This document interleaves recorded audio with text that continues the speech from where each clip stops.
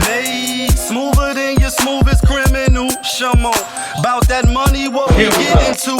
Shamo, about that money, get residuals. Shamo. What it do, people? You're now tuned in. Popovich TV. TV. Oh yeah. We live, we rolling, we unscripted, we authentic, that feeling back up in here one more again. So if it's your first time, go ahead and hit the like button, subscribe, hit the notification bell. To everybody else, you already know. Tony, there was no other way. We in the end game now. Let's get to Ryan Coogler, Black Panther, Wakanda Forever, right?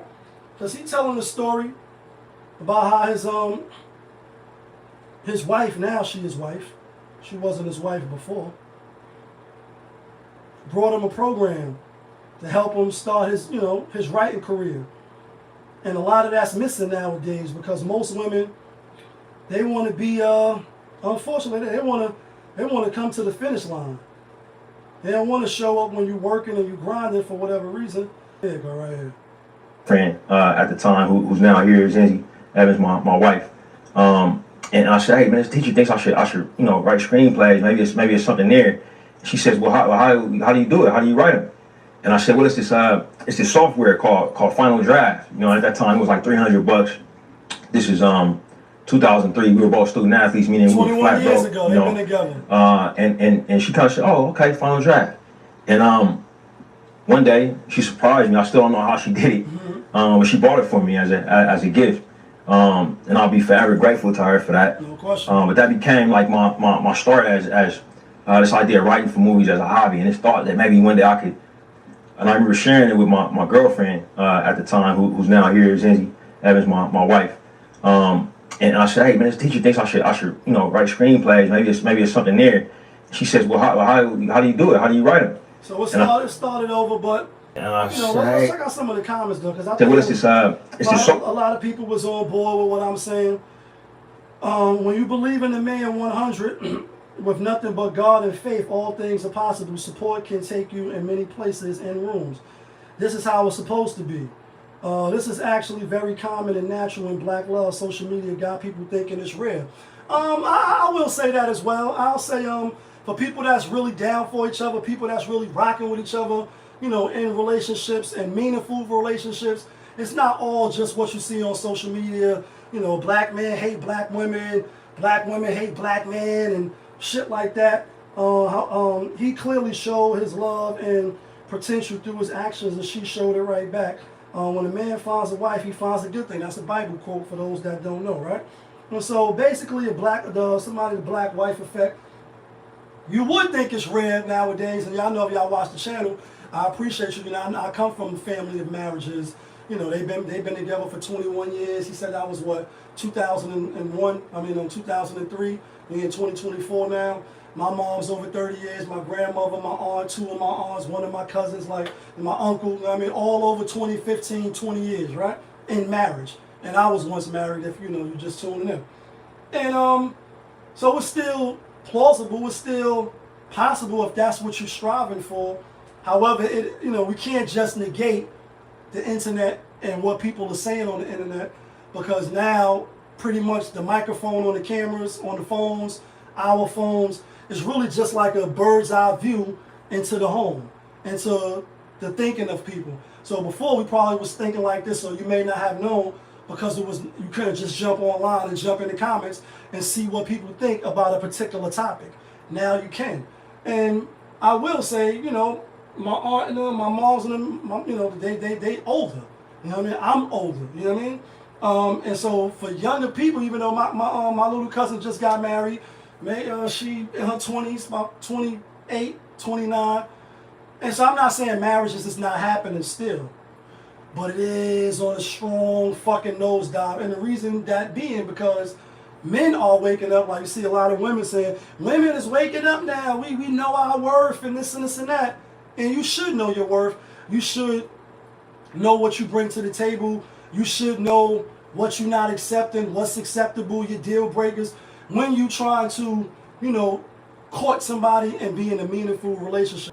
However, men are waking up to the fact that you could be in a relationship, giving your all, doing the best that you can do. And you know, Teddy Pendergrass said not a 60-40, not a 30-70, talking about a 50-50 love. And then y'all familiar with the movie with Jill Scott, Why Did I Get Married or whatever, and I forget the black brother name, that was her husband, and he divorced her, got with the other younger chick, the better looking chick, so to speak, right? And they were sitting at the table because he picked the wrong one. He had the right one. And he like, yo, you familiar with forget the numbers, like 20. She like, yeah, I know what it is. And go back over there to your 20. When you putting in work, right, I mean, and, you know, then your wife could just take everything. And this is for the good people, the good men. Not if you was domestic violence, you was a drug user, not if you was a habitual cheater. Because, you know, these are the things that women always bring up, like, where the ladies at? Where the ladies at? This is the first thing, he was a narcissistic, you know what I mean? I said that wrong, but I said it on purpose like that. He's a narcissist, you know what I mean? He was fucking beating the shit out of me. He was taking my income tax money. He thought he was going to flip it 3 times. Like, we're not talking about the worst case scenarios. Talking about guys that married their wife, was good to their wives, was there for the kids, played stepdad role, bust their ass 9 to 5, or had a good career. For the most part, made it happen to the best of their ability. Your wife wake up, I'm not happy. Take you to court, take all your shit, take the kids, use them as a pawn, and you never see your kids again except on motherfucking visitation visits with somebody there to watch you. You know what I mean? Like, it could get that ugly. And so men know that now.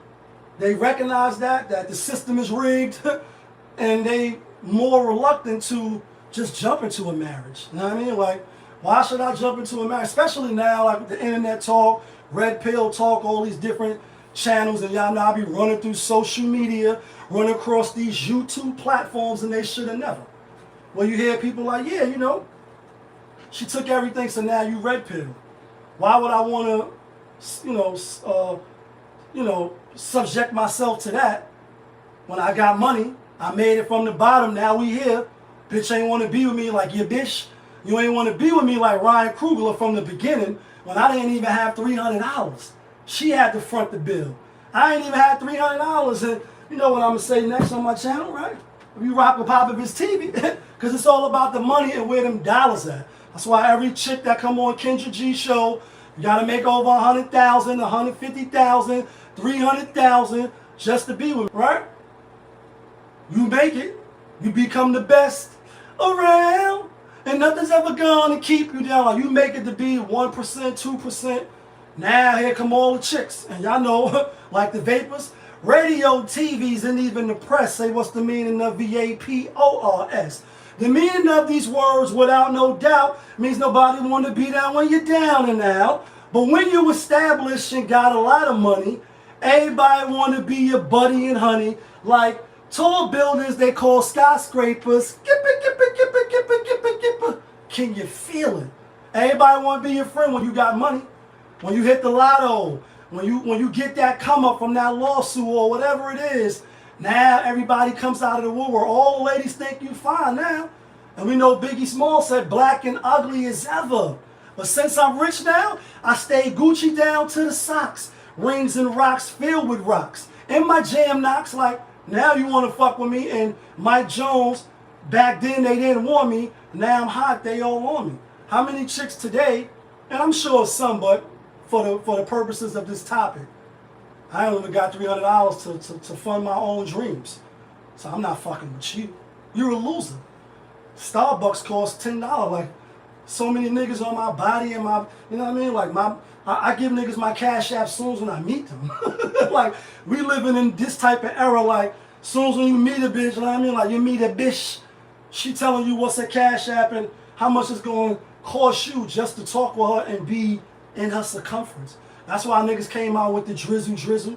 So, you know, although a lot of people in the comments are saying, like, this is the normal occurrence, it might be, but I'm gonna lean on the side of it's not, and marriages is on the decline. But if you do find a good husband, a good wife, like the Bible said, it is a good thing. And you should try to make it work and not just leave, you know, just because, you know, this is another thing. You know, even though even though it's like that, we have to just be mindful of, you know, when you get somebody good, make it work. Because you can have 10 good years, and then the last 2 years that is going down, the marriage is shit. Hold on. In totality, it's not shit. You had 8 to 9 great years, 2 so-so years, then 2 years where it seemed like things was down. Or even out of 12 years, if you put 4 years up, 8 and 4, you still have a good relationship. But people be jumping out of their relationships a lot of times thinking the grass is greener on the other side instead of watering their own grass. Then you get in these streets like Lala, you know what I mean? And you find out like, damn, only the young niggas want to fuck me. Only the young niggas is trying to holler at me. Only, you know, only this, only that. Like, none of the niggas or the gentlemen that you like want to rock with you. And that's not all cases. We see, you know, Dreas and a couple other people get the young niggas, but how long is it going to last? We'll revisit these, you know, relationships in a few years, I guess. You know the vibes. Yeah, kid. Fatherless TV. Oh shit, we live, we rolling, we unscripted, we authentic, that feeling.